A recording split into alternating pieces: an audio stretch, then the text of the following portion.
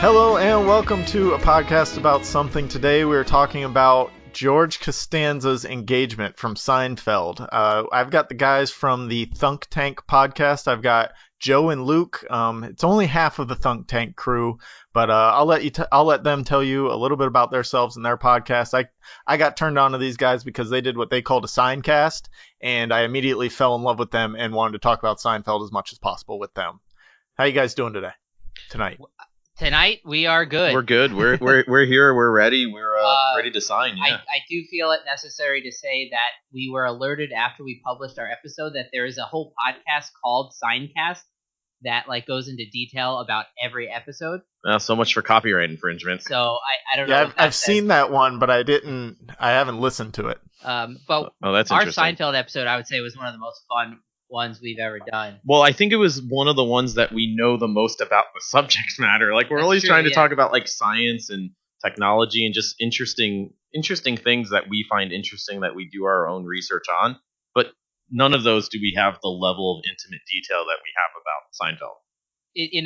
In a mental health way, it's a problem, and this was our is what it is. Our venue for getting it off our shoulders. Yeah. Well, so I feel like I've found a kindred spirit in you guys because I listened and I was immediately taken to my own life and how I interact with my parents and my brother, but even they are not on the level that I am or that you guys are with just every line is a Seinfeld reference. Every reference that you hear, the next three lines that come immediately after it, and you just can keep rolling. And I feel like if we wanted to, and maybe this is a podcast for a different time, we could probably just off the top of our heads go through line by line of a Seinfeld episode without referring to it. Exactly. And even if we didn't get it every line perfectly, we would get the gist of every line. Or we could just do an entire podcast by only using lines from Seinfeld, probably. You mean what we did? That's what I mean. We could talk about any other topic and just only use Seinfeld lines to do it. That would be fun. It would be psychotic. Yeah, it would be great. Yeah, so I might be your only listener on that one, but I would love it. Yeah, but that's fine with us. I think you're right. What you just mentioned about talking to your family or just other people who may be familiar with it, because you start to notice that when you talk to people who aren't as familiar. And I mean, I know me and my brother, for example, we're able to it's part of our lexicon. We'll just, when a situation comes up, we'll throw in a Seinfeld line and we don't even think happened it. Yeah. It's just kind of part of our culture. It's just there. It's part of your palette of language that's available. Yeah. If I'm telling my brother a story about something that happened to me, it's easier for me to paint a picture from a Seinfeld reference than to explain the specific story, right? That's a shame. Right. Just be it was somebody. If I'm saying, this person was taking themselves way too seriously, I'll be it was kind of like Bookman. I was dude, you don't have a really serious job. Take it easy.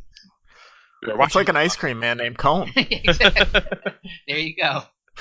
This is going to get off the rails really fast. We're going to try and stick to George Costanza's engagement, but I don't know that that's going to happen. I apologize in advance because our podcast is kind of predicated on the fact that we know that we're going off the rails and we try to re-rail, and sometimes it works out and sometimes not so much. Yeah, we're going to count on you for the re-railing here. Yeah, we'll try. I'll do my best, but with this subject, I feel like we'll start in season 7 and somehow we'll end up in season 2 and just break down the fix up between Jerry and George and Cynthia at some point. Right. With this topic, it's basically somebody already put butter on the railroad tracks of this podcast, and it's sticking to me because of the butter. I was gonna say, are you sure they didn't put butter on their face and then we're gonna shave it off? Yeah. This is going to be fun. If you're still with us after all of that intro of just complete nonsense, thanks for staying with us. And we're going to have fun going through Seinfeld. I like to, when I do episodes about TV shows or movies that have really meant a lot to me, I like to get my guests' backstory with that form of media. Because everybody usually has, especially with Seinfeld, everybody has a pretty unique story. At least everybody my age has a pretty unique story of how they came to Seinfeld and how they got to this point of insaneness with Seinfeld. When did you guys come into Seinfeld and why has it stuck for so long? Wow. Yeah. I have a 2-part answer to that. I grew up on it, so I was very young and it was just on in the background. And I think Seinfeld has a few different layers to it. So on the one layer, there's just the physical comedy. there are things that even a kid could laugh at without knowing that this episode's about abortion or Love that Kramer. Exactly. So like Kramer's physical comedy. So I watched it as a kid, and the lines were going around in my head, even though I didn't, connect with them. And then I came back to it as an adult, and I kind of saw it from two different layers. I was like, one, this is hilarious, and two, this is psychotic. Like, if this were real life, these are sociopaths. So these are terrible, terrible people. Terrible people. It's like watching Always Sunny in Philadelphia. You're like, these people should be put away. Exactly what the judge says at the end of Seinfeld. They should be put away and kept from the rest of society. Yeah, I think it's interesting in terms of how I remember as well growing up with it as it came out. Like, I remember my parents watching the episodes, and some of them, I just didn't get. Like, I didn't know what the fuck was going on with the contest when I was 8 or 9 years old. But it was what was on TV. I mean, this is back in the 90s when network television, that was it.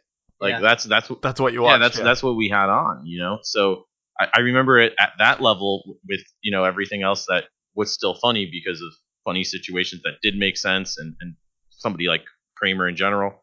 And then coming back to it as I got older, and I think especially for me, since, I am a writer and I study like craft of writing and that sort of stuff, it's like, you watch it now and you're like, damn, some of these scripts are so on point. It's tight.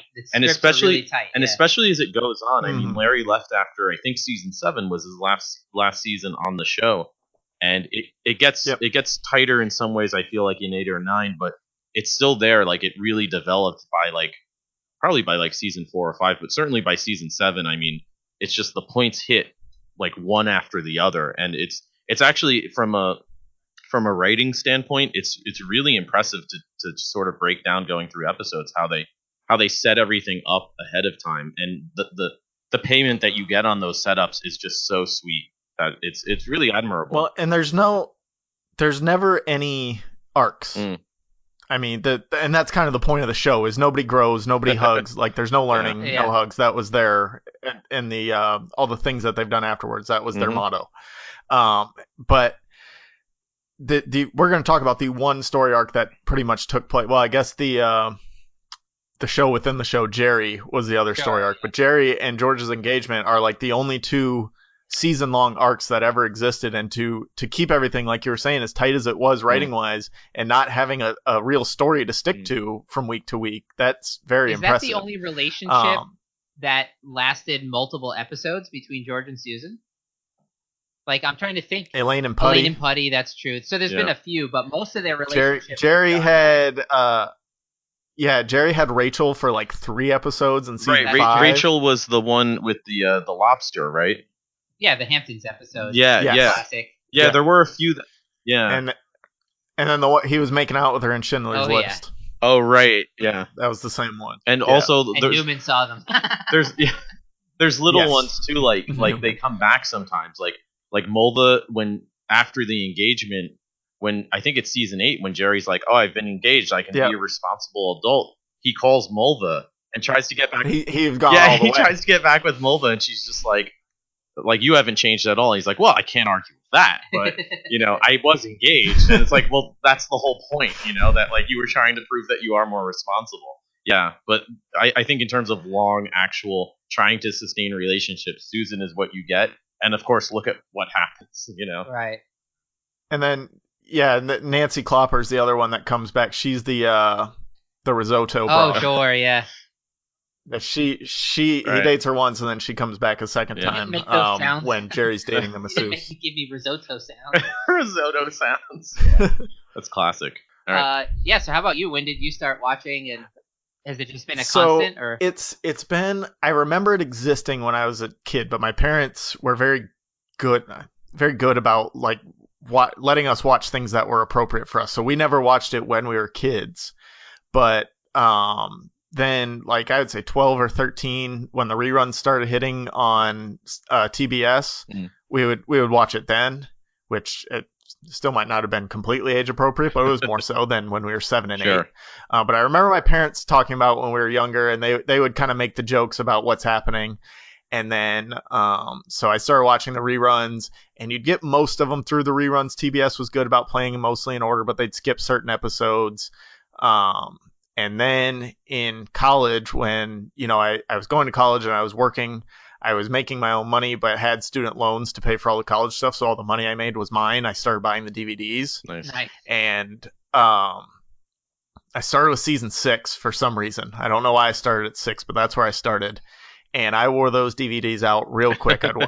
Like I told you off air, I've been watching Seinfeld since I was 18 years old till now. I'm 30. So for the past 12, 13 years, every night while I go to sleep, with some breaks, I'll watch The Office sometimes or Boy Meets World, something like that, to give a little break to Seinfeld because my wife gets kind of sick of it sometimes. But for the most part, for the last 12 years, I've been watching Seinfeld to fall asleep every night. And it's gotten to the point where I have a Pavlovian reaction to it, where I hear that music and I can be asleep in like 10 minutes. If I ever tried to watch an episode and like actually sit and watch it, I would fall asleep. So that's more like the show is. I've seen it. It's more like the show is in your subconscious then. It's yes, just like embedded deep definitely. in the shag of your subconscious. Deep in the shag. You'll never get it out. Wow. So shaking the oil. That's quite a relationship with it. I like that. Yeah, but I think it speaks to the fact that in different ways there's something about it that just it becomes so embedded in just kind of. I mean, for me at least, it's just so relevant even as we move now. I mean, when did the show premiere? Almost 30 years ago, the pilot now? And it's 80 yeah, almost 30 years. Because it didn't deal with. It dealt with some local things, but it just dealt with like interpersonal. How do people deal with each other? Yeah. What are the crazy things we do and say to each They're other? timeless lessons, some of them, for sure. Yeah. There are a few episodes that they probably couldn't make today, but for the most part, it holds up to today's standards. We talked about that, I think, on our Signcast. Puerto Rican Parade Day. The Puerto Rican Day Parade. They actually wouldn't show that on TV afterwards. Yeah, they won't show that anymore. I think I caught it before they stopped showing, because I saw that one on TBS at one point, but this was 15 years ago. There's others like the one where Kramer gets the Novocaine and the guy thinks that he's mentally challenged. Oh, yeah. You could never show that on network television.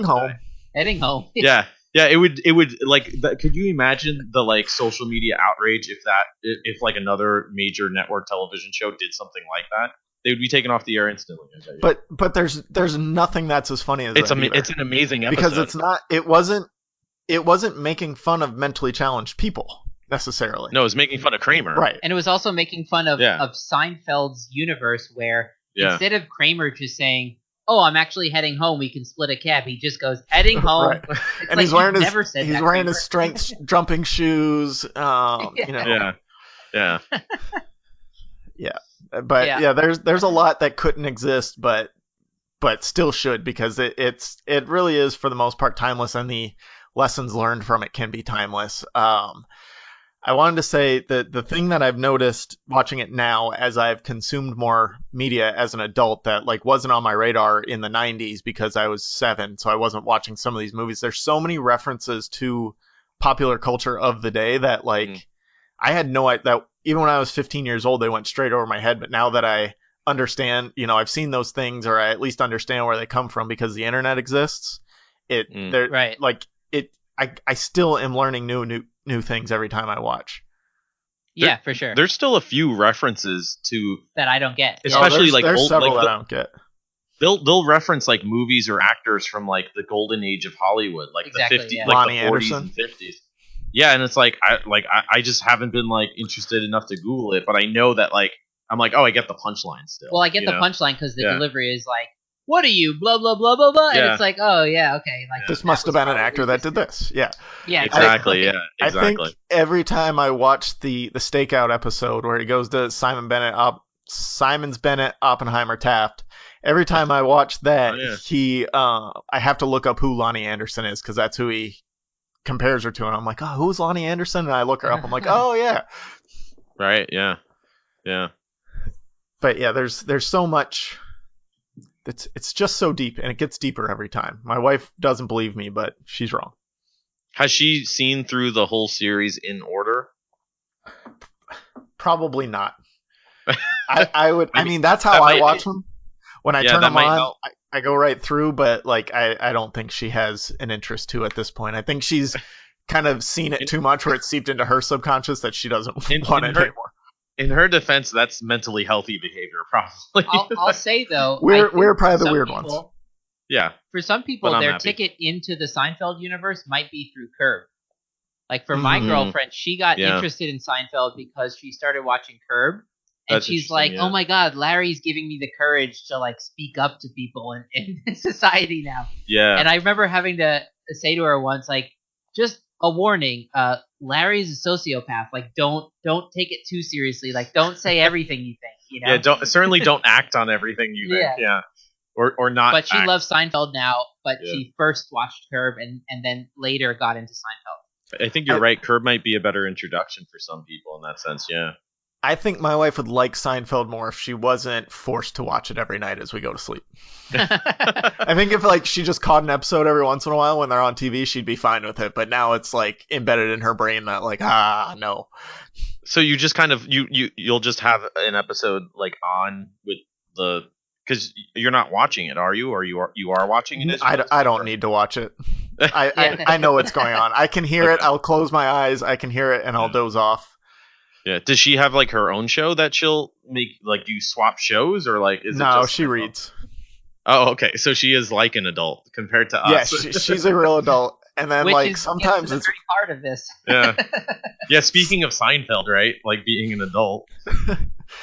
gotta eat cereal at 2:00 in the morning. That's how real adults do it, right? Bowl of cornflakes. We're not adults. We're children. We're not men. We're not men. That brings us perfect segue into the engagement of George Costanza. There we go. Oh yeah, yeah. It all stemmed from that conversation. Turns out these rails are perfectly buttered, buddy. How does it? I think doesn't George say you ever feel like you got a haircut but you didn't? And he's like feeling the back of his And neck. Jerry just freaks Yes. out. Yeah, Jerry just starts rubbing his eyes like, What are we doing here? what are we doing?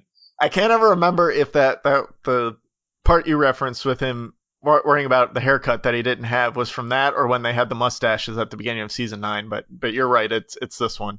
It's a similar situation, but by the time of season 9, there's no way that they're going to get engaged. They're way past like Right. any plausible, like facade of having real adult lives where it's just like, like let's try other things, mutton chops, parachute pants. Right. And it's just like, no, you You gotta got to get a job. I know. Yeah. Yeah, I love how it's Jerry that first gets fed up. Like George is like, "What? We have a good thing going here. We're being children and we're getting away with it." We're getting away with Yeah. it, yeah. No, nobody cares. George works for the Yankees. Jerry's making good money now at this point. He can buy his father a Cadillac eventually in this season. Yeah. Right. Like everything's going good for them, except I've ridden in thousands of Cadillacs. It's funny how they sort of work their way up in some ways over the course of the series because early on, I mean, in a lot of ways, they're pretty destined. Like the whole first couple seasons of the show, like Elaine's pretty much broke. At various Elaine's points. broke. I think so George is is George. well off. I think he's well off, like normal. When at the beginning when he's in real estate, Yeah. and then when he quits his job, he just Right. goes straight downhill. And I think Jerry is always kind of like right middling. He makes enough money to live in his apartment, kind of. Everything sort of evens out for him. Yeah, he's very even, Steve. Somehow, Jerry, it's never Yeah, there really, you go. finances with Jerry aren't discussed often, but he's always comfortable. Like when Elaine needs like a few $1,000s, like the idea that Jerry might lend it to her is just like, not even a question. Yeah, so that's like, still weird to me that he's just like, oh yeah, you can have $5. What's $5,000 between friends? Kramer says. Yeah, exactly. Yeah. I'm not And lending any of my friends $5,000. $5,000. Yeah. So Kramer says, "What's $5,000 between friends?" But I just watched the season 7 episode today where Jerry tells Kramer, like you can't eat so much food out of my fridge, whatever. They start keeping Oh, tabs. the money Yeah. jar, yeah. And then Jerry says, "Here's your weekly tab," and it's $50. And Kramer goes, "Well, I don't have that." Like, Yeah, I don't he has have to that sell kind. the bike. No, I don't have that kind of cash on me. I So he think he sells says, the I don't have bike. that kind of dough, actually. Oh, dough, yeah. well, I Okay. don't have that kind of dough. Few do. And then Jerry says, "Few do." Yeah, that's it. Yeah, few do. Yeah. So for George's engagement, I kind of want to go episode by episode, but we don't have to hit on every plot point of every episode, that kind of thing. I just want to keep a chronology through it as we break off. Oh, okay. So Yeah, as I we like break that. off into these various tangents that are going to keep happening, we can kind of come back to a chronology somewhere. Yeah. Sounds good. So we started where it all starts. Jerry and George. Jerry says that they're not men, and George feels like he needs to keep up with Jerry, so he gets engaged. He doesn't like Susan. What? He certainly What doesn't love terrible her. idea. So wait, it's a terrible idea that George gets engaged, right? Am I right? Well, I have one thing to say about that, which is George. I think George had a real moment. Like they show On the moments when he's sitting on the pier at the beach. I think he had a moment come over him of like, something bigger than himself for the first time in his life, probably, right? Okay. Something that wasn't very Yeah. local and zoomed in. Yeah. And he thought, like, I have to make a big move and make a big change. He should have taken that energy and then thought through it and decided more logically what to do. Like maybe go on a date with Susan again? Yes. Yeah. I think you're right, Luke. Yeah, like knock on her door and say, That's a hey, good maybe point. he had something. Let's try this again. And I think you're right in the sense that he was overcompensating for so many years of just being a child that he thought, this is it, I'm going to do it. Where Well, you're right. and- The adult thing to actually do would be knock on her door and be like, look, I think we threw away a good thing. Let's talk. Like, would you like to have dinner? And maybe we yeah, can, I hit rock bottom, Yeah. but I want to build back up with you. Something like that. Yeah, it took a few hours of convincing, but I was persistent, just like the movie. It's like, no, that's not like any movie. Like, And- what are you talking about? And George, at this point, he's somewhere between 37 and 42 years old. I can go into Yeah, the that's math on that if you want. Yeah, but that's about right. And he thinks that's what somebody in his late 30s, early 40s should be doing. He thinks he should already be married by that point. So the only smart thing to do at that point to be a normal person is to get married as soon as possible. Not Yeah. thinking about Catch any up, of the yeah. consequences of that. And And one he of the has a pact paradoxes with Jerry. of George is he hates his parents. He knows they're crazy, yet he seeks their approval, and he thinks getting married will. Well, his mom's make the first parents person he think- calls. and she's ecstatic about it. She's so happy. She's like, "Oh my God, Georgie's getting married!" Like, But also, she asks, oh, why are you marrying? Like, you're marrying my son? Yeah, may I ask Really? why? May I ask why? That's a great line by, I can't remember the actress's name right now, but she does, yeah. there are just moments where she does perfect, like, of just being this mother. Her and Frank, I think, are my two favorite characters on the show. Like, just Like the watching side them. characters. Oh my God, they're gold. well, Like, if we're going chronologically, we'll get to this. But yeah. this morning, while I was eating my eggs at breakfast, I watched. Did you have a slice of marble rye with that? I watched the Marble Rye episode. So. Yeah. Oh, we'll get to that one, yeah. Yeah. Yeah, fair enough. So yeah, he gets engaged. He doesn't really want, he wants to in that moment, but in his life, that's not what he wants. And it never has been. But he gets engaged to a person who he broke up with twice. I guess she dumped him the first time because he got her fired, and she technically dumped him the second time because he was picking his nose, but he forced himself into that one. So I never understood why he ran back to Susan and not, the risotto broad or literally anybody else. I think there's something about Susan, which is that she's kind of a loser too. Mm. Like she's a functioning adult, but she's a loser, and I think the risotto girl was, like just hooking up with George, but like she was cooler. She had an awareness that Susan is like, I don't know, like how dumb do you have to be with George? Well, That's a- and that's a good I think question. she was this kind of studio executive nerd type person in season 4 when we met her, Mm-hmm. Right. and then she tries out lesbianism, doesn't take, Doesn't take. and so in her mind, she's probably thinking, I've tried men for this long, no luck. I tried women, still no luck. Maybe it's I think me. George is the best I'm gonna do. That's really interesting. I And never she's thought of getting it that older way. too, Yeah. and she wants kids, and maybe they'll name them Seven, maybe they'll name them Soda, but Yeah. Mug Costanza. Mug Costanza. how about Bisquick Costanza? But these Maxwell House. All right. I But get the point. But that's a great point because these are the types of reasons, like shitty reasons, why people get married sometimes. Where it's like, yeah, if you actually analyze the situation, there's so many reasons why maybe you should take time before you decide, like, let's get engaged and get married. But Maybe you should think about it more than an hour at the beach. Yeah. but from her standpoint, it's like at that point, if that's the case, where she's just like, all right, like let's do it. It's like, wait a minute, George didn't expect that, did he? Because he says he's No. like, what luck that somebody like her was available. You think she's good looking, right? Yeah, and then he needs Jerry's approval Exactly, constantly. Well, that the only reason why she's he good did enough. it was because he was going into this, pretending to be like adults or deciding that they were going to be adults with Jerry. And as soon as that facade falls away, because she eats her peas one at a time, he's like, "Oh my God, I've made a horrible mistake." Yeah, and it's George like, was yeah, down. It's not just that she ate her peas one at a time. She also shushed him. And but she also scoops the corn niblets. She scoops the niblets. So it makes no sense. The problem is she's inconsistent. That's quite vexing. That's what's so vexing. It's so vexing. Yeah. Yeah, it's the inconsistency.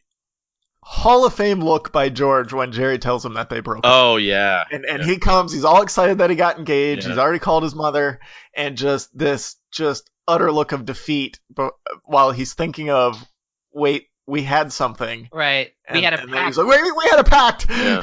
I also love the look on Jerry's face when he's in like this sort of sociopathic analysis mode where he just goes, but she had the corn niblets and she scooped them. And he looks at George, and George is like, I thought we weren't caring about these details anymore. I thought we were past that. And Jerry's like, no, like I'm still there. Like, Yeah, Jerry was like, well, that was just the game for that day. Yeah, it was. I had that deep conversation with Kramer over breakfast about we have to talk about our day, and I'm over it now. Well, how was your day? day Today or a bad day? Well, I don't know. What kind of day was it? Yeah. I like when Kramer gets a job at Brant Leland. Yeah. I'm just doing it for myself. That's not in season 7, but That's a great episode too, because Jerry.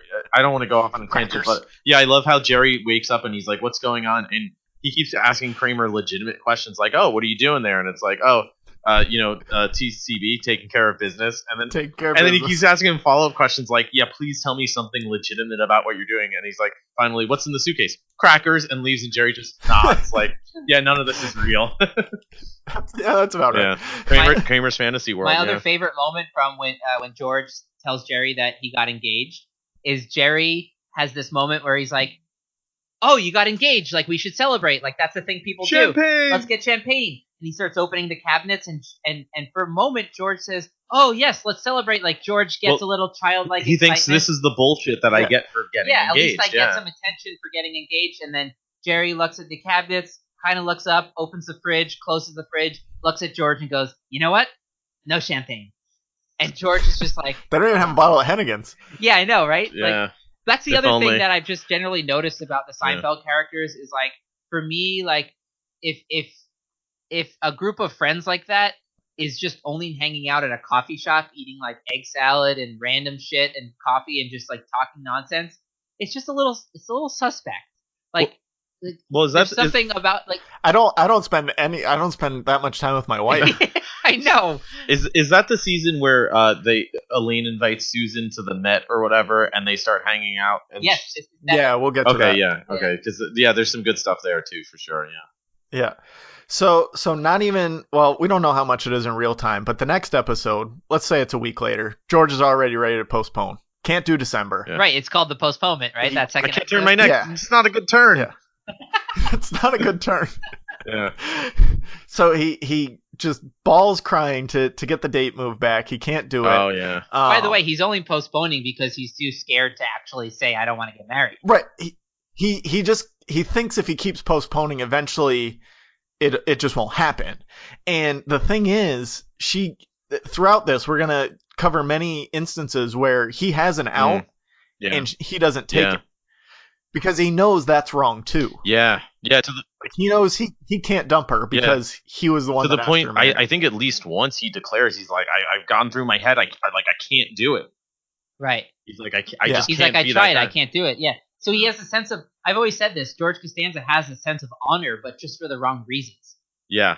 He has a sense of honor. Yeah. Not for his sense of honor for the sake of the rules. You know how he'll look in front of other people and stuff like that. Yeah, and I'm not even sure with the postponement.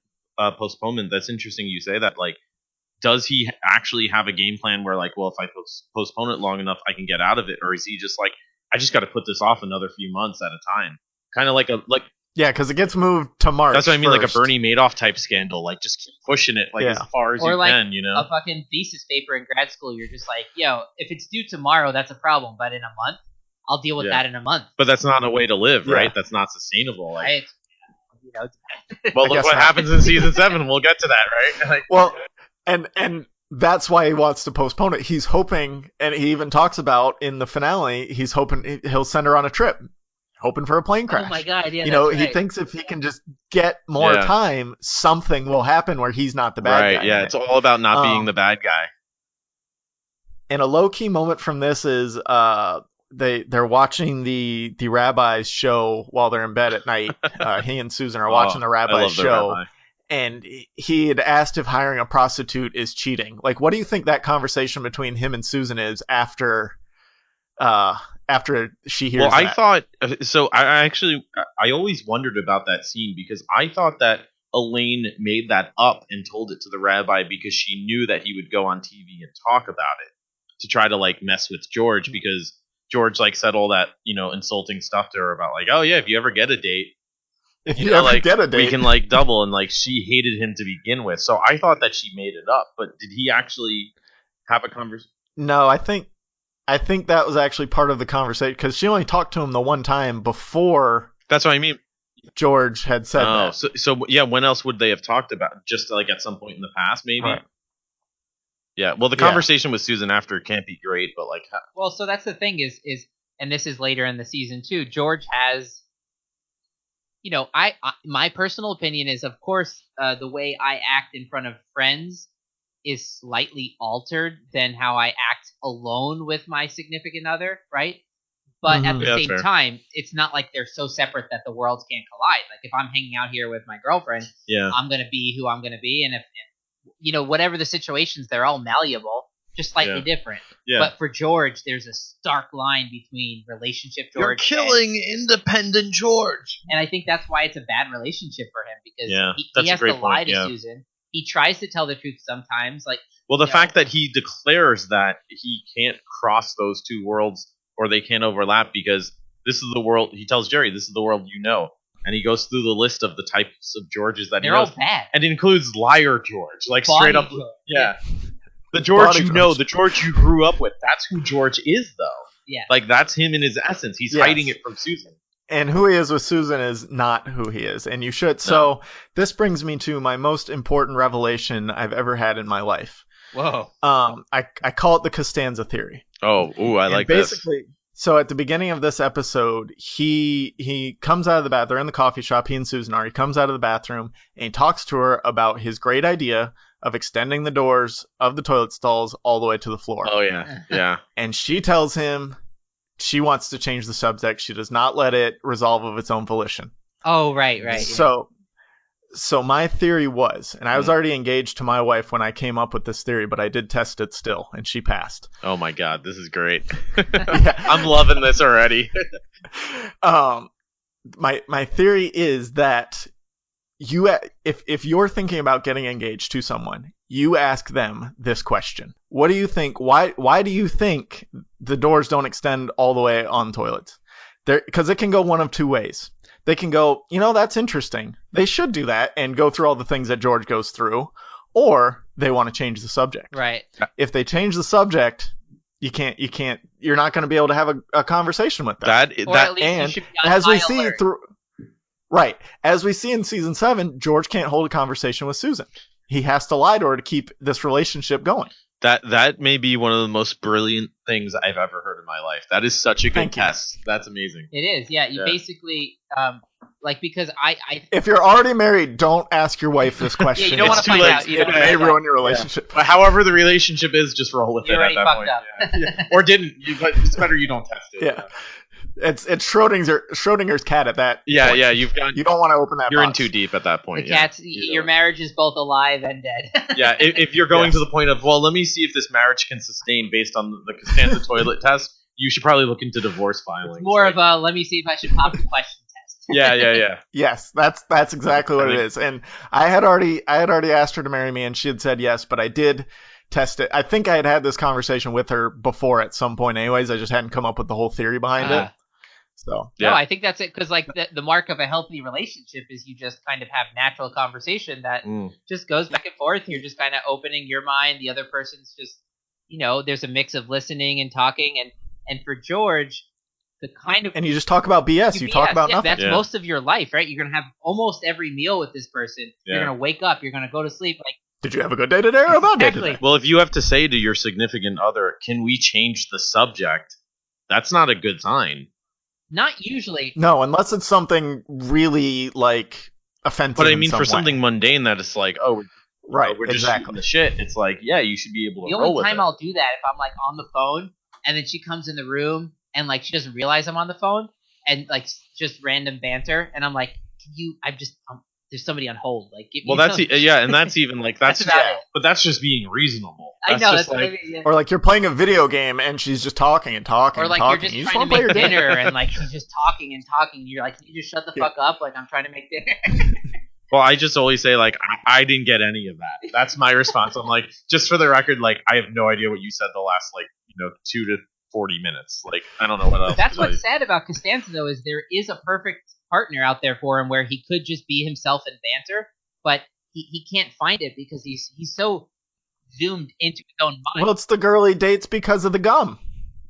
Which is that girl? Season 8, she looks just like Jerry. Yeah. Oh, The Jerry right. lookalike, yeah. And he needed their relationship to be about something, and it was about gum because he thought his breath smelled bad and asked her if she had a piece of gum at the party. But even remember the girl who he was dating who loved that he like let him wear velvet, and you were like, that's it. Yes. That's his girl. But then she ate the discarded like peach seed or whatever. Yep. Or peach pit, and he like starts to, Cartoon. like he starts to gag, and it's like fair enough, I would too, but like you're never gonna find somebody who's Well, like that's the imbalance of George. He covers wants to everything. be fully accepted by someone, but he's not willing to fully accept someone else. yeah, and that's kind of tragic in that sense, right? It is tragic. Yeah. The whole show is really tragic. It's Yeah. a dark sort of conclusion. There's you a can lot come to. in there about how You guys are bumming me out here. I mean, we can put butter on our skin and like no, I'm good. This is very. what butter? What are you talking about? get butter from the fridge, buddy. That's true. I do have butter. Yeah, but no, I think it's it really comes down to commentating on like human nature and like societal standards and just like expectations and those sorts of things. And it's like, yeah, there's a reason why these people, they're like spiraling throughout the series. It's the worst parts of human nature compounded over 9 years. Totally. Like any one episode is something you or I could do or would do, but none of us would do it for 200 days out of our lives. It's something we might do in like a moment of desperation Yeah. or a mindless moment where we're totally distracted, but exactly. We're not going to sustain this level of psychosis. Or we're not going to continue to even go down some of these paths. Like I remember, like one of my favorite examples of that is actually in season 9, where the key to Jerry's lockbox winds up in the bird dish and the bird eats it.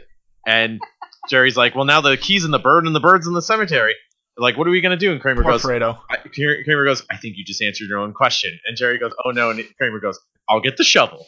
And it's like, at that point, it's like, no, we're not going to go give him the Portuguese guy at the end of the hall. And he throws in the incinerator. Also, what Jerry says, like when they're going, all right, you can see Fredo one last time, and Jerry goes, all right, Kramer, I dug up the bird. Now let's open her up. Let's cut him open. Like he yells it, like, I got him. Let's cut him open. It's like you would never make it that far as a normal human. If you were digging up a dead bird in a pet cemetery, you wouldn't yell that into the night. But you might at that point. Think about being in that situation, being like, yeah, I fucking did it. Like, I can't imagine how I would act at that point. Yeah, I don't know. I would never dig up a bird. You say that now. Yeah. Yeah, until he swallows your key with Jerry Lewis's cufflinks on the bus. So he can start he has a conversation starter with Jerry Lewis. Sure worked with George Papard when I met him last week. Yeah. You have the same name. Jerry. It's like, hey, oh Kramer, my God. be careful. Is that when he puts the chicken in the pot? Yeah, I'm going to give little God. Jerry a bath. That's scary that I knew what Be careful episode with and the reference heat, you yeah. were talking about from 3 words. Basically. So I'll Jesus. do this thing in my brain when I hear a line or see a part. I will, to get back to the title of the episode and what season it happened in, I just start connecting the dots in the episode, because there's some of them that I can't do it because everything doesn't connect good. Like Jerry's just off on his own doing something or doesn't really have a plot. But I'll take, okay, you said that line of be careful with the water. And then I'll go, okay, Jerry said that to Kramer. What was Kramer doing? He was with little Jerry. Oh, George was dating the convict. And, right. and Elaine there was cockfighting. Elaine was dating the bald guy who ends up in jail, and they actually get engaged. And so that's the little Jerry. It's in season 8. And like, so I make these little connections to get back to the beginning. And every time I hear a line like that, so it was very hard listening. I've only listened to Signcast part 1 from you guys. I still have to listen to part 2, but you guys you're just rapid firing your quotes as we're doing. And I couldn't make all the connections that I needed to make. That's from this. That's from this. This is why I classify this as like a mental health issue. Well, I actually don't do what you just said. Like, I don't trace back and try to figure out where it's from. I'm perfectly okay to have these isolated like rooms in my brain where, like, you know, like a line is just a line. I kind of have a rough idea, but why just trace it back to the scene? Yeah. In my family, like, and it my must brother, be nice to be so mentally stable. I mean, I think it was just a survival instinct, because in my family, like, my brother was the one that did the podcast with us, and in my family, the Seinfeld references. He's good, your brother. He's so really fast, good, yeah. And he's they quick. happen layer after layer. Yeah. So, like, there'll be a season 3 reference, and then somebody will come back with a 5 reference that matches with that in some weird way. It's just a correlative overlap. That's insane. It's a correlative overlap of insanity, and then everyone laughs. And if you want in on the action, you just gotta jump in. Skip. You gotta jump in. Yeah.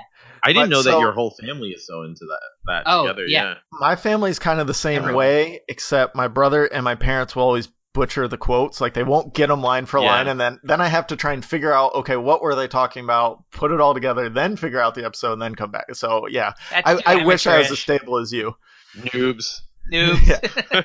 Because my parents are the same way, where they'll remember like episodes, but specific lines, even if they think they remember it, sometimes it's like they're just a little off in with the haircut. They're like, oh yeah, in season.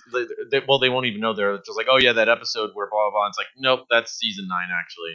And they're like, wait, what? And I'm like, no, it's funny. Look, and if it takes 2 minutes to make the reference, the moment's gone. You know, it's past, yeah. But yeah, they appreciate it though still, which is what matters. I can usually, like you said, if somebody drops a line and it's the right one, I can hit the next one. But like in my brain, I'll still be tracing it back too. Yeah. Yeah, fair enough. My brain's a scary place of Seinfeldness. I know the universe is complicated of enough. Consciousness, filled with Seinfeld webs. It's confusing enough, and we just have this web of Seinfeld kind of overlaying. Who thought, like, millions of years ago, as like our monkey minds were evolving on the African plane, they would be filled with Seinfeld references? I'm amazed, actually, our last episode didn't involve Seinfeld, because it was just what is real. And like Seinfeld would have played into that. My wife always goes, well, why can't you like remember anything important with all this? I'm like, I don't know. It's just there. Everything in Seinfeld is just there. It comes in handy. Yeah. I mean, I think, again, like we've talked about so far, there's so much cultural commentary. And beyond like thinking of it as just cultural commentary, it's like, it's really... it's about how and why people think the way they do and react the way they do. And like you said, like, you know, getting Luke, your girlfriend starting to watch it, like, she gets that commentary. It's not just... Oh, now we go around in the world and we just look at people. Yeah, and I'll it's whisper universal, and be like, can you believe that guy just did that? He's a close talker. Yeah.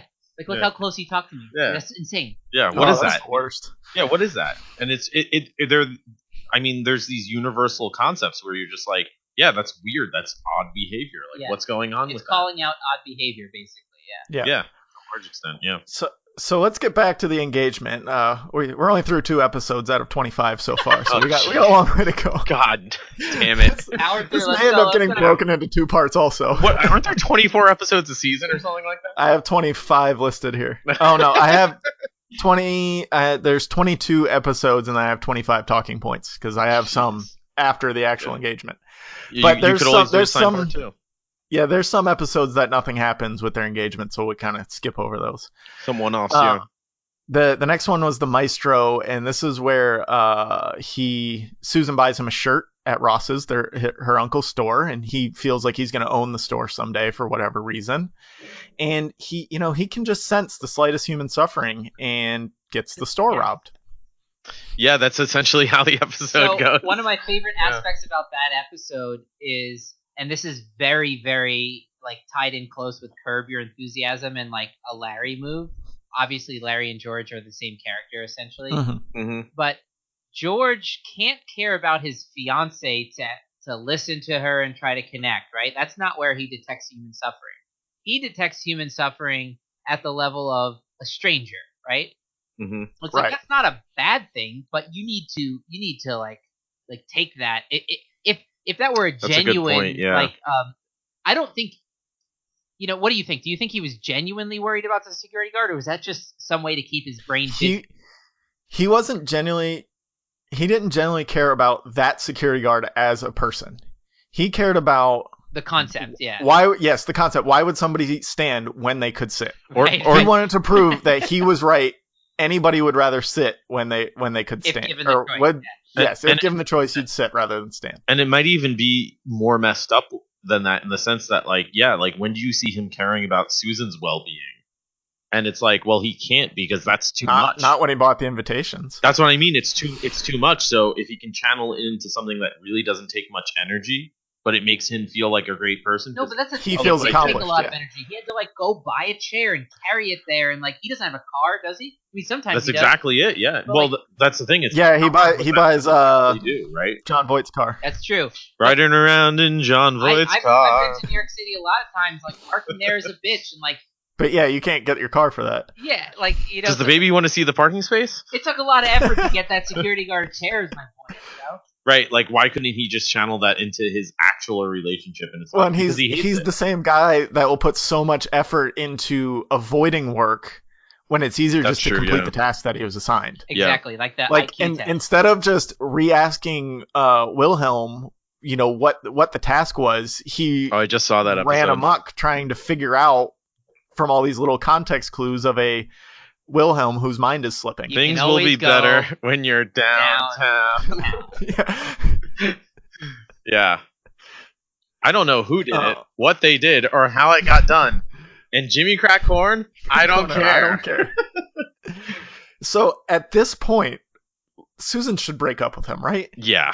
He's already broken down crying to get it postponed. Although I think- like I that think shows that- weakness and that he doesn't want to do it. I think that was a good thing for her. Like she thought, oh, he's being vulnerable. Like you know, I'm the stereotypical woman who enjoys seeing a man be vulnerable because that means they're being honest, and Yeah. that means we're building something honest together. If anything, that probably But he strengthened. faked cried in front of her. But that But probably he fake cried, strengthened yeah. their relationship in her eyes, if anything. In her eyes. Yeah. Yeah. Right. Not what he intended. Not what he intended. Yeah. And I guess he can probably lie his way out of this one too and say like I was really just worried about the security guard. Why has he got to stand all day? You know, I was trying to be nice.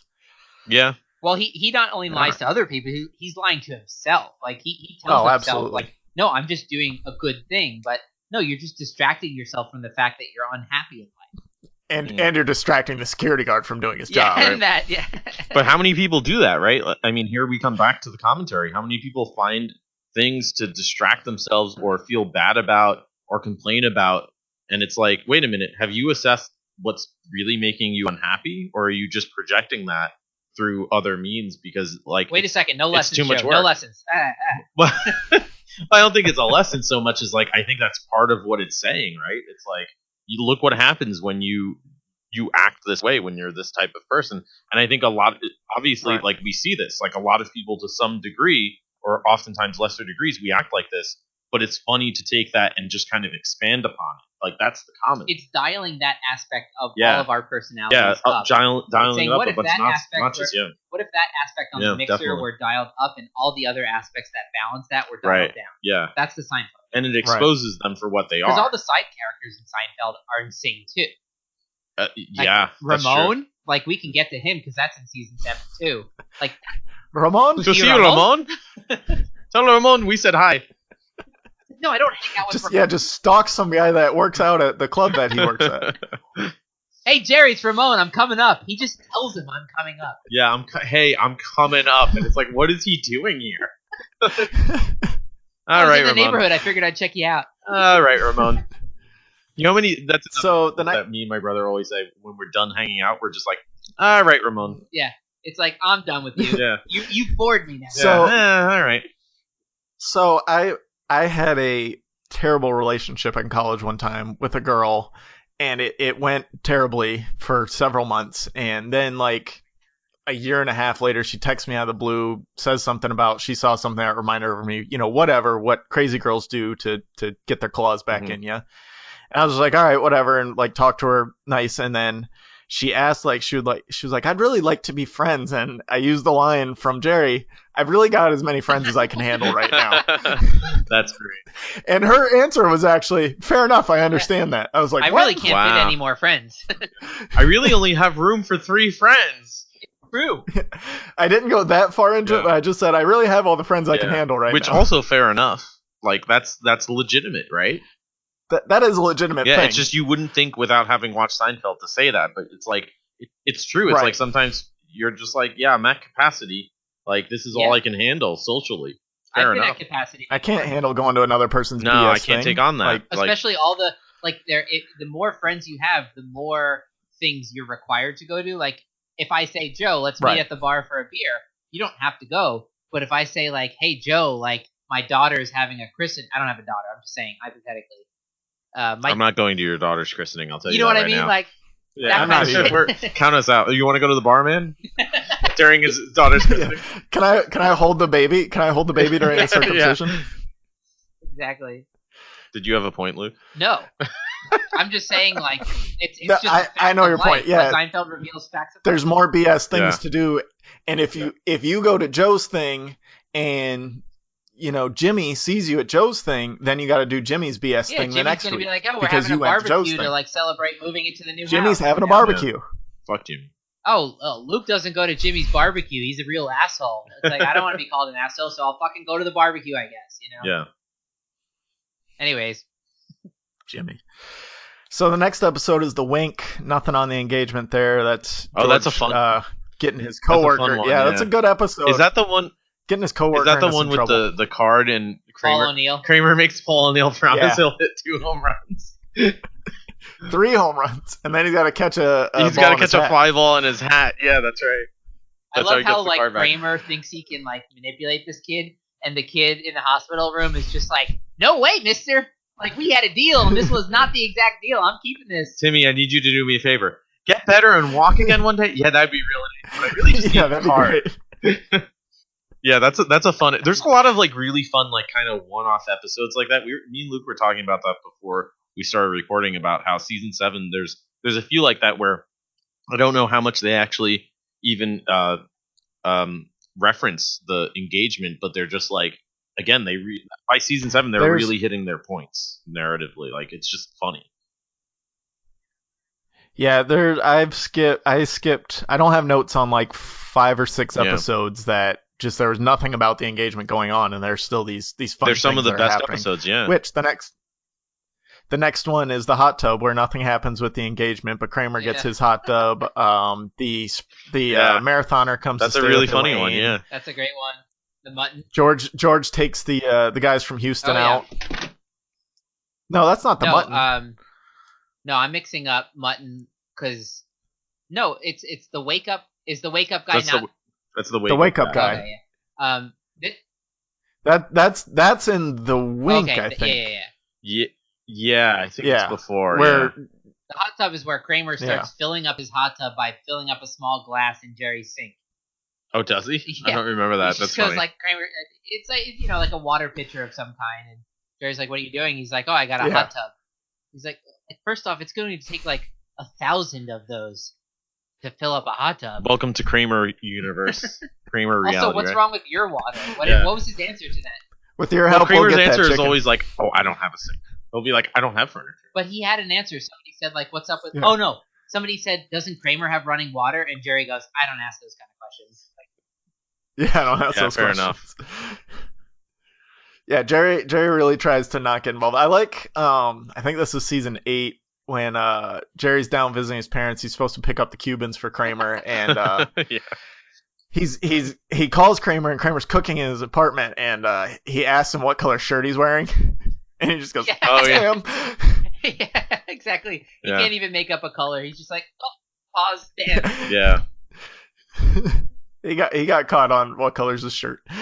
So the next episode is the Soup Nazi. Not a Wow. lot of relationship George What a stuff in classic. What this an one. amazing episode. Classic. Yeah. One of the Classic. best. Yeah. The only thing that happens in this one is he starts PDAing with Susan because he's trying to show, not because he actually cares for Susan and wants to show his affection for her, but because he wants to show Jerry how Schmoopy. intolerable he is, and it just bounces off Jerry. Schmoopy. well, Schmoopy, Jerry yeah. notices, but it doesn't affect him because Jerry's Jerry.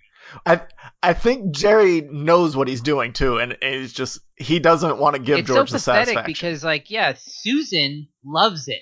Yeah, Susan thinks he's like reached a new pinnacle in their relationship. Yeah, I And when she- finally got him to like be And when she- vulnerable and like. And when she mentions it to him, he's just like, "What?"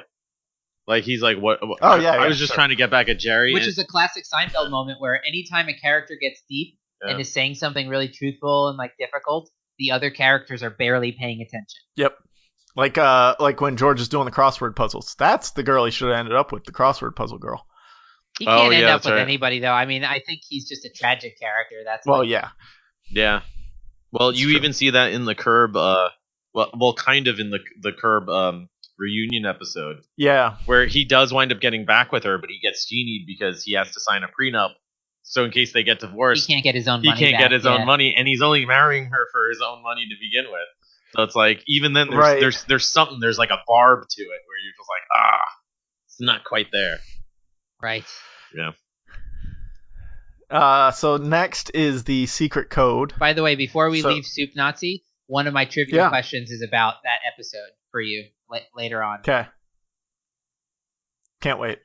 There will be a trivia challenge at the end of this. For everyone who's somehow still listening. Yeah. At hour 3 of this podcast, there will be a trivia challenge. Fair enough. So the secret code, he won't share his passcode with Susan, which I gotta say, there's a few points throughout this where I'm gonna take George's side. I'm gonna go with George on this one. Interesting. I don't have a problem. I trust my wife with my with all my passwords. She knows them. She just doesn't know the little different variations that I put of special characters or capitals or whatever. But I was never afraid of telling her. I don't trust when she's putting them in. Like when I'm putting it in, I know I'm at my computer by myself, or I'm not saying it out loud, or like nobody's looking over my shoulder kind of thing. Right. Or like women are very open with their friends as men aren't. Yeah, way more. So women talk about everything, every little thing. So it's like to her, if they want to get into my Netflix, and this was when we were dating, but if they want to get into my Netflix account because she's over at her friend's house and they want to watch something on Netflix, to her it's like, well, I'll just tell her the password. I trust her, so you should trust her. No, I don't trust her. I don't know her. Yeah, how many layers of trust we gotta spend out? Yeah. So I'm with George on Bosco. And we find out later when in the Sponge that Susan cannot be trusted with a secret. It's true. This is true. Yeah, the vault is not secure. Literally the first thing she does is break the vault. Like she tells her friend that like Jerry got the number off the AIDS list. And that was George's fear. Yep. And because is that the one where Jerry says like, you know what this means? You're out of the loop. And George freaks out. George would like, rather be in the loop with Jerry than be in a relationship with Susan. Absolutely. Yeah. Exactly. Him and Susan don't have a loop. Or really a relationship. So, I mean, only on paper, kind of, maybe. Not yet on paper. I know, that's... And so that's where I think George is kind of on that same page. He trusts Susan, but he doesn't trust where Susan's going to go with that information. And he probably doesn't actually I think part of it, too, is that he talks about how part of his justification is this idea that can't something still just be for me? Is that so selfish? And Jerry says, I think that's the definition of selfish. But it's this idea to him that, like, he has this sense of, like, independence or autonomy that like he does not want to surrender. Like he does not want to give up that identity of George, which is shitty to begin with, kind of, because like we've identified, the identity of George is bawdy George, liar George, cheater George, but movie George, coffee shop George. But part of the thing is, to his point, like he doesn't want to give it up because giving it up is becoming like an entity with Susan who he doesn't really like to begin with. But that's on him for being he doesn't want to be that person. If he was with somebody who he really loved and cared about, then he might be more liable to give up that sense of independence. So maybe here's what should have happened. He should have ended up with Jeannie Garofalo's character, Jeannie Steinman. That's interesting. Because she's so much like Jerry. Yeah. He should have ended up with her. You might be onto something there. So at the same time, I think he also secretly hates Jerry. Well, yeah. Like him and Jerry have their moments of not getting along. The only reason any of these Seinfeld characters are friends is because they don't really care about each other or listen to each other. You know what I mean? And they know nobody else will care about them. Yeah. So they're sort of like an unwritten agreement. They're stuck in this loop. It's like, together. Yeah, it's their own like society of rejects, sort of, who kind of band Elaine's together. the only one that has a possibility of getting out, but she's been with the losers for too long. Yeah, she's like tainted at this point. Yeah. She tries with the Bizarro group, and they boot her pretty quick. Yeah, because they're real people. Yeah, as Jerry says one time, I think he says I'm tainted goods, and Elaine just says, Yeah, welcome to the club. Yeah. Yeah. So he ends up telling her that it's Bosco after he kills Jay Peterman's mom, which I like how you sign on the fact that he actually killed Jay did he kill her? mom. I don't know. That's a good question. She's on her deathbed already. Peterman thinks he did. Yeah. His name was Costanza. He killed my mother. Is what he wrote, right? So what do you think Bosco was to her? What do you think she thought Bosco was? I think she was tripping out on like the last moments of her life, and like that just became like. But who knows? Maybe Peterman was right, because Peterman says like my mother once had like a lover in Costa Rica. Could have been a lover, yeah. Perhaps his name was Bosco. Like, who knows? We don't know. Fucking Peterman. Like, I love Peterman. Peterman was a great side character when he goes to George, you're obviously lying. Anyone can see. Now give me your code, man. Your code. Yeah, you're obviously lying. Anyone can see. He Also, just in the restaurant, like, at the funeral, when Elaine says, "Oh, I'm speaking at a women's conference," and George says, "Oh, I'm speaking at a men's conference," and Peterman's like, "I wouldn't believe that for a minute." Like, which at that point, George should be able to say, like, "Yeah, so I'm gonna go who anyways cares? because I'm going, I'm clearly a lying piece of shit." And Peterman's just like, "Oh no, I called, yeah, I called you out, so now you have to keep playing along with my like, oh, we're like, but we just met. We're in together. You're my friend's boss, and she ditched this whole thing. Yeah. So she doesn't care. Yeah. And Jerry has a great line in the first time they meet up with him when they're trying to get out of it because Elaine goes on the date with the guy that doesn't remember her. Oh yeah. Jerry says, "Come on, weave your web, liar man." And he's like, "I got nothing. I'm drawing a blank. I got nothing." Yeah. And then afterwards, I think Jerry says, "Why didn't you come up with your own excuse?" And he goes, "I reached down and there was nothing there." There's nothing there. And he just like he as Jerry's telling his story about how he's got a spot to get at a comedy club. George is just like nodding along and pointing to Jerry like Jerry's going to include him and just be able to leave and.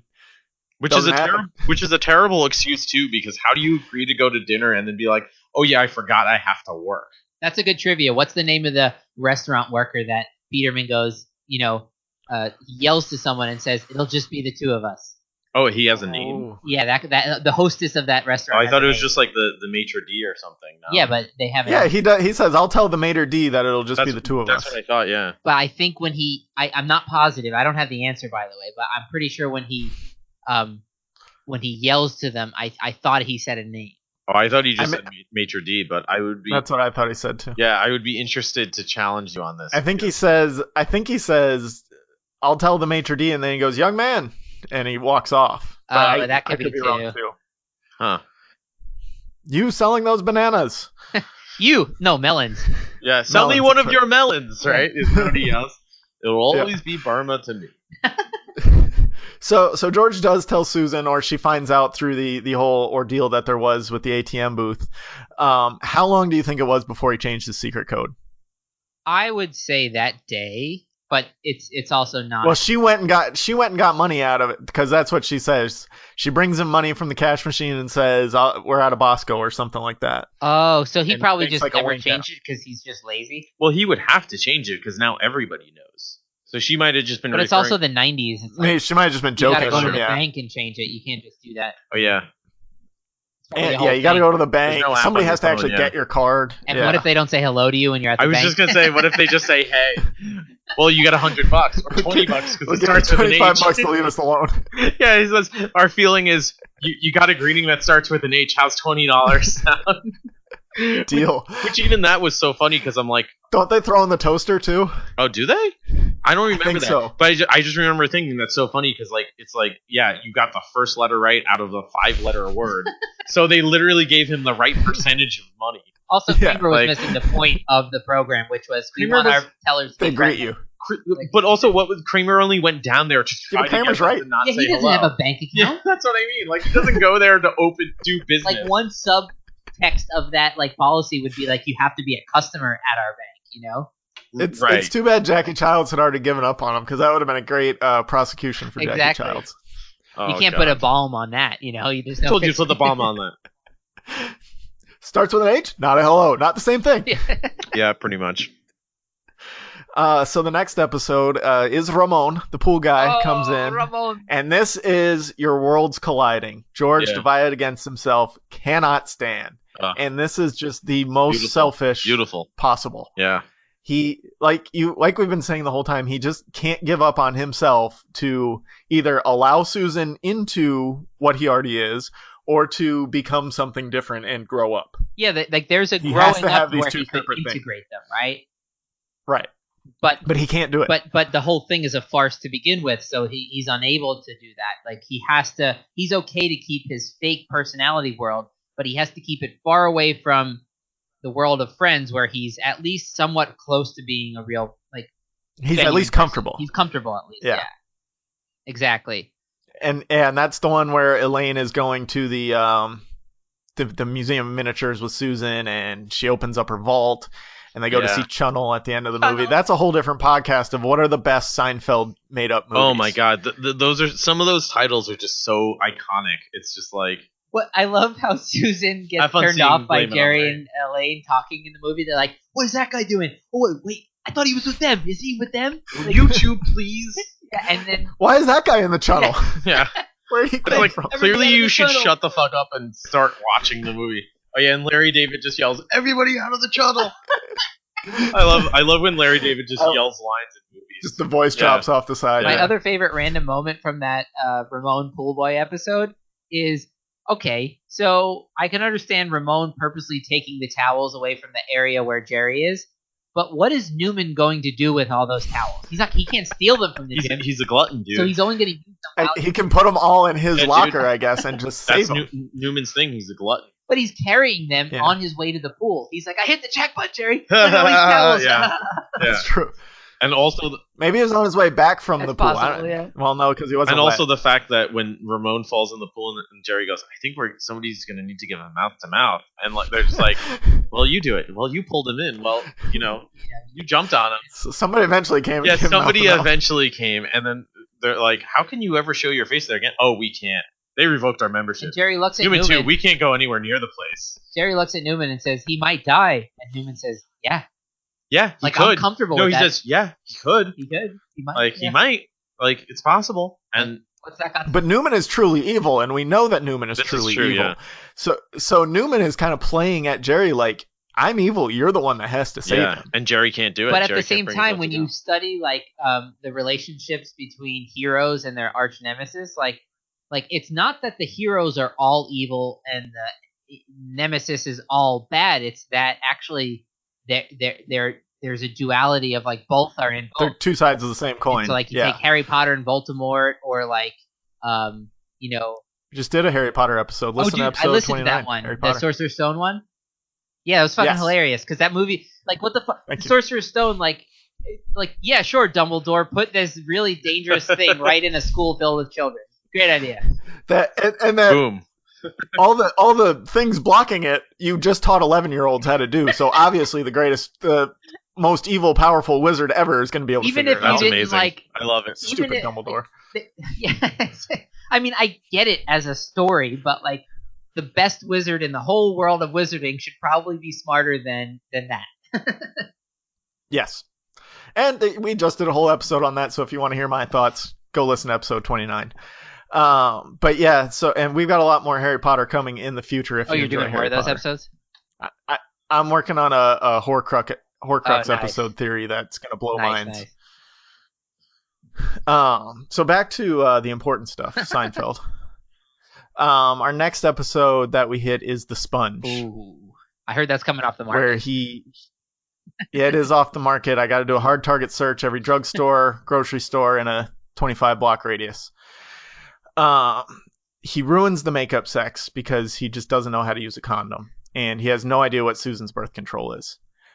Do you guys think that's a bad thing? I mean, that he doesn't know? I think it's kind of weird. Like that's really weird to not know like any data on that front. Like that means you should at least know the general type. You just walk in the room and the lights are off, and you just kind of like I can't understand how that would. He assumes it's something. But okay, so if I were going out with a girl and we were about to have sex, like the question would come up because I would say, yes. Hey, are you on birth Because you'd control? either have to have a condom ready, right? Because you would otherwise you'd have to have. And a condom that's when ready. they might say, "Oh, I'm not on birth control, but I use the sponge," or something like that. Right. Did the sponge ever actually exist as a thing? Was that a thing?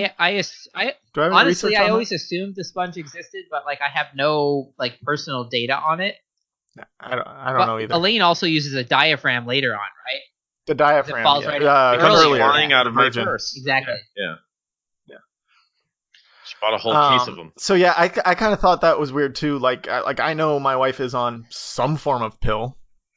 I wouldn't know what brand it knowing is, the brand but like is know not there's as something important that's as just generally knowing something. I know if she sends me to CVS, like I know that I'm going to the pharmacy to pick something up and not looking But you on know, the aisles. you know that she's on something more than the fact that just like I assume. I assume it's she something. does Yeah. I assume we don't have any little sevens on the way. 7 Costanza. Also, Mug like Costanza. there's so many details there. Like not to get graphic, but like what is he doing like afterwards? Like that's when all these conversations would come up. Yeah, you would need some cleanup process. That's actually from a practical standpoint. Like, yeah, what the Or like? does What he is this just plan? immediately leave and just turn on sports and then like she? Oh, ideally, the trifecta. Yeah, the trifecta. The TV's already on. Andy One has of a my pastrami favorite sandwich. quotes in Seinfeld, which I use as a meme a lot now, is when George says to Jerry, "I flew too close to the sun on wings of pastrami," and Jerry goes, Wings of "Yeah, pastrami. that's what you did." And that face that Jerry makes. You know what you did, Caligula. Yeah, I just love how he keeps referring to him as like Caligula and like, oh my god. But I that face that Jerry makes when he says, "Yeah, that's what you did." I actually use that to like write Yeah. memes now when I'm just like commenting on things and people are like, "Oh, so and so," and I say, "Yeah, that's what you meant," or like, "Yeah, that's what you did," or like, "Yeah, that's what's happening here." You know? My go-to's that's a shame. That's a shame. That I think what season was it with the beauty pageant where they do that? That was season 5. Oh, it was 6? Okay. 6. That was the first episode of 6, which I have a theory Really? on that too. I don't think Jerry killed the Who doves. do you think killed the doves? I think Kramer did it. I think it was sabotage because Kramer can't. Wait, succeed. you think Kramer Either that or- self-sabotaged? So Oh, that's so I interesting. don't. It's not fully formed. I guess I'll go into it. We're already an hour and 15 minutes. in. Why I not really go long? I need to, now that you've said it, I need to hear it. That's the thing. So you guys have stayed in Yeah. a hotel before, right? And you've been on a balcony in a hotel. Yeah. There's no way Oh, there's no that overlap. you can. There's no overlap. You can't throw ice off of a balcony and hit something right below you. Like you would throw it outwards. You can't throw it straight down and hit whatever's underneath you. Right. So that's my first of Jerry didn't do it. It's more a theory of Jerry didn't do it than Kramer did it, but I'll get to why I think Kramer did it. Yeah. Okay. So and the birds flying, I think there maybe really were pigeons outside of Jerry's room that 'cause just you- flew you away do- when the ice came you around. do hear them. I think when you Right, you hear them flutter. And even if that bucket was half full of water, Mhm. how's that drowning 6 doves? How's it drowning them? It would just douse them. Like these are birds, That's they the fly out Seinfeld in the universe, rain. though. It's like Well, there's no yes. explaining how unfortunate the coincidences are. Well, how But in a world where we can't explain these things, it doesn't make sense. You can't throw the water down that straight, and it would never kill those birds in that By way. definition, the drowning only- means you're submerged in water for a long time. Right. Yeah, that's a good point. Yeah. The only thing I could say is if it scared them enough that they all bang their heads on the cage and But that's unlikely. concuss Like themselves heart to death. attack Yeah. or something. Or Yeah. hypothermia. And I love but how Kramer birds don't figures get it out right hypothermia, do away. they? Kramer's just like, oh, I And know what right, happened. Kramer just looks outside. It has to be that. And there's no evidence that they're just one floor up on the even in the same room. Exactly. Yeah. So, Kramer just assumes because he needs. Well, so here's where I get to Kramer did it, because Kramer points the finger really quickly because he needs a scapegoat to tell the contestant. Right.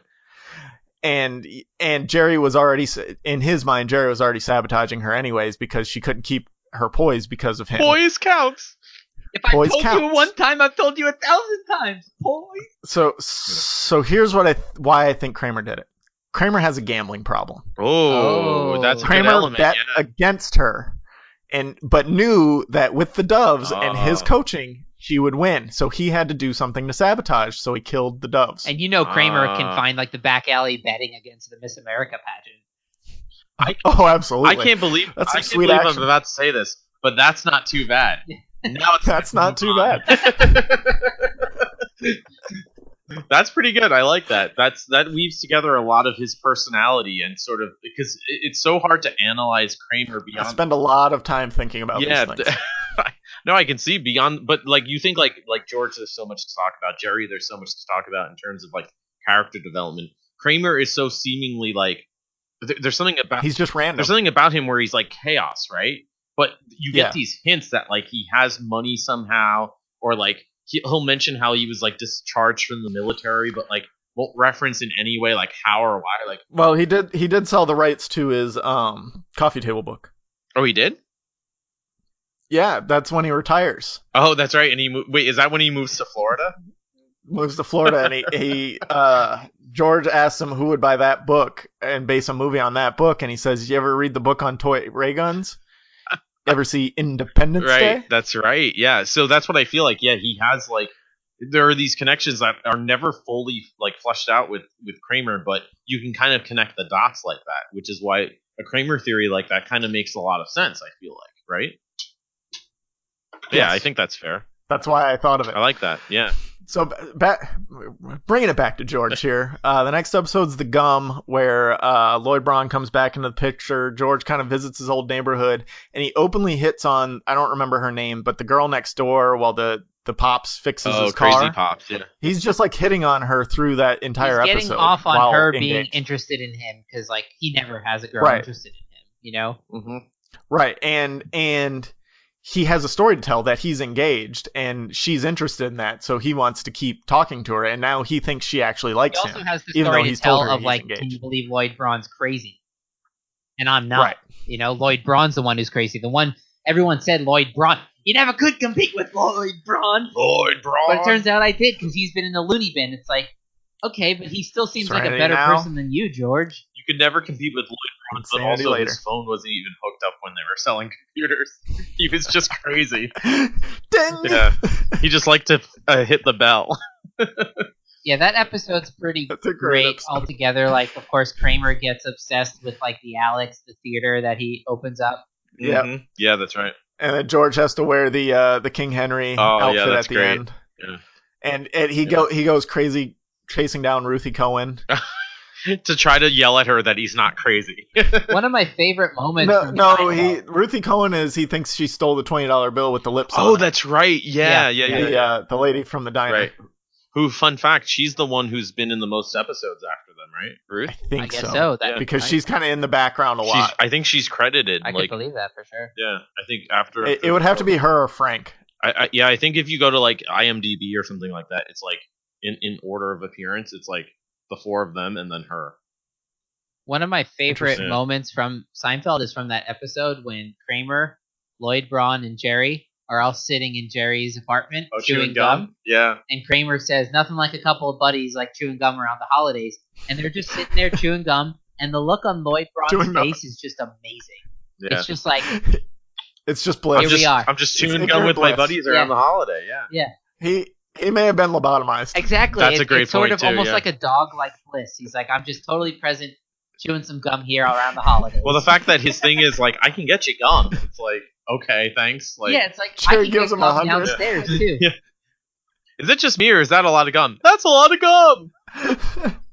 Also, Jerry, you can like move your glasses, adjust them briefly, and like see for a second. Yeah, kind of like just glance out the Yeah. top of them. It's Or like like you're looking in your wallet, so you could kind of like look It's out like of the bottom it's of the like glass. Luke wears glasses, and if you did everything that you just said, I wouldn't think anything If I of just it. did this real quick, Yeah. you wouldn't be like, I'm crazy. He doesn't wear glasses. Yeah, if you just like lowered your glasses to look at something, I'd be like, oh, it must have not been adjusted. I wouldn't, I wouldn't think like this is a conspiracy against me. But that's the classic. Like, But that's part of Kramer's craziness is he thinks Jerry needs to do all that to convince Lloyd Braun Braun's not crazy. Right. Which he is.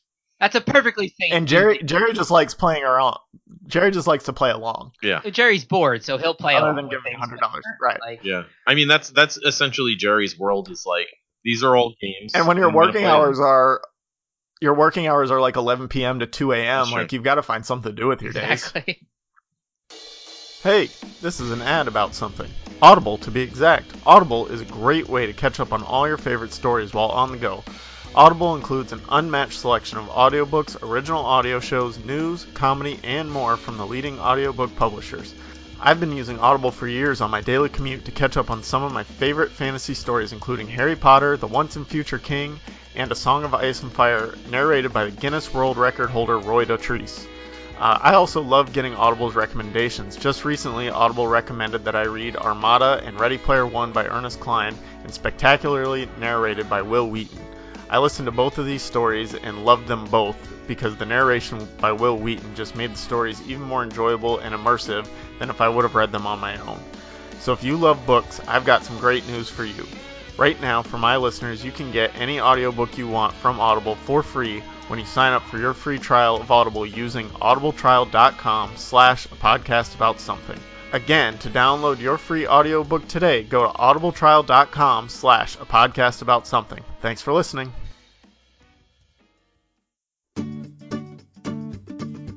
Hi guys, I'm Dean, And I'm Daniel, and we're from the IMDb Journey podcast. where we break down every movie from the top 250 list, giving our own thoughts and reviews and any general discussion along the way. But when we're not doing that, we also battle other podcasts in various movie-related games of trivia and drafts. We also give quick reviews about every other film we've watched as well. Yeah, here we're quite good too. Yeah, if you guys don't believe us, why don't you listen to these genuine testimonies?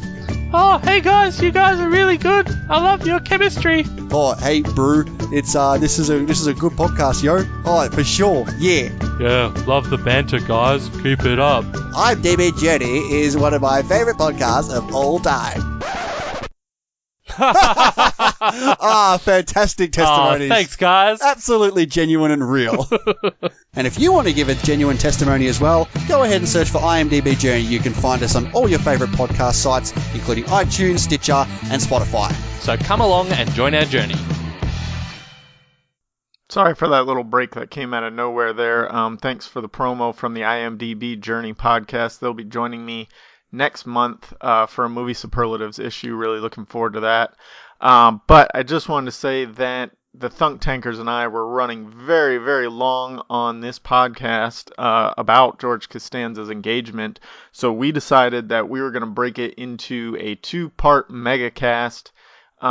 This was part 1. The part 2 will release tomorrow, Tuesday. If you're listening to this on release day, Monday, then you'll get part 2 Tuesday. If you're listening anytime after Monday, then both parts will be right there. We just wanted to break it up a little bit because I know it's hard to sit and listen to a podcast for 2 hours straight. So we broke it up into 2 parts. You can listen to part 1 today, part 2 tomorrow. You can listen to them back to back if that's what you want to do.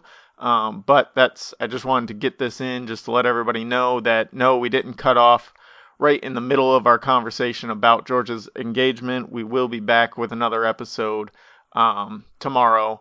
So make sure you tune in for that. As always, you can send feedback to me on Twitter at APA or through email, apodcastaboutsomething@gmail.com. And make sure you check out the Thunk Tank Pod, especially their 2 signcasts. If you've enjoyed this so far, you're going to enjoy that. But come back tomorrow for part 2. Thanks for listening. Stay classy.